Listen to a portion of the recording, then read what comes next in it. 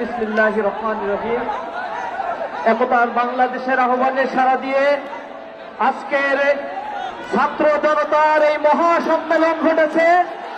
এই সম্মেলন এই বার্তা দিচ্ছে আমাদের এই বাংলাদেশ একটি স্বাধীন, সার্বভৌম, মানবিক মূল্যবোধের একটি বাংলাদেশ। স্বাধীন সুলতানি আমল থেকে শুরু করে এই বঙ্গপ্রদেশের ইতিহাস হচ্ছে সাম্যের ইতিহাস। এখানে সাম্প্রদায়িকতার কোন স্থান নেই। এখানে যারাই এ সকল পুঁজি করে মানুষের মাঝে বিবাদ সৃষ্টি করেছে তাদের একমাত্র উদ্দেশ্য হচ্ছে এ দেশের অগ্রগতিকে থামিয়ে দিয়ে এক নির্লক্ষ পরায়ণ করা। গত 5 আগস্ট আপনারা দেখেছেন নতুন এক বাংলাদেশের জোরদার দিতে হয়েছে। অত্যাচার, নির্যাতন, গুম, খুন, হত্যা, ধর্ষণ, লুটেরাদের মাধ্যমে এই বাংলাদেশে পার্বত্য ক্ষতি হয়েছে এই প্রতিবাদ সরকার।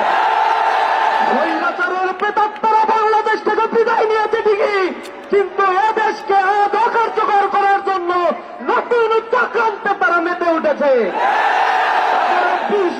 ভেঙে দেওয়ার জন্য এই বাংলার মুক্তিকামী মানুষেরা এখনো রাজপথে রয়েছে, থাকবে।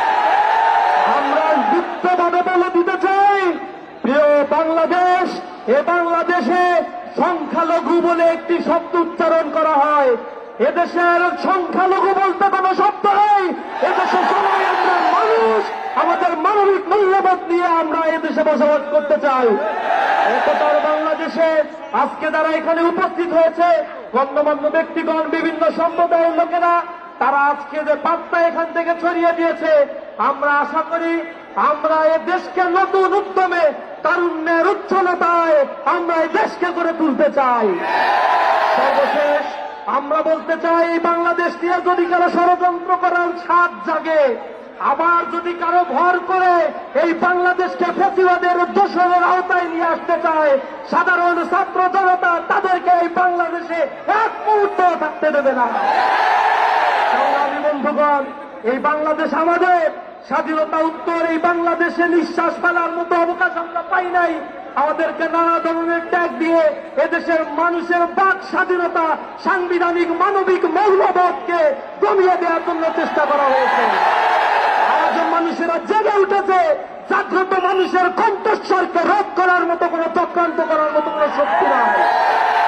আমি সর্বোপরি বলতে চাই, আমাদের ঘরে আলোর অভাব কবু নাহি হবে আর।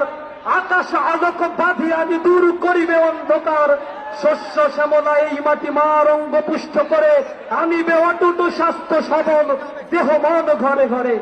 আমরা আনিব ফুল ও ফসল, পাখিরা কারাঙ্গাভর। জগৎ করিব মধুময়, প্রাণে প্রাণে প্রীতিডোর। আমরা প্রতিটি প্রাণের বন্ধনে এই স্বাধীন সার্বভৌম দেশকে গঠন করব। আমরা অতন্দ্রী প্রহরী হয়ে বাংলাদেশের প্রতি ইঞ্চি মাটিকে আমরা রক্ষা করবো ইনশাআল্লাহ। উপস্থিত হয়েছেন সকলকে অসংখ্য ধন্যবাদ জানিয়ে আমার কথা শেষ করছি। আসসালামু আলাইকুম ওয়া রাহমাতুল্লাহ।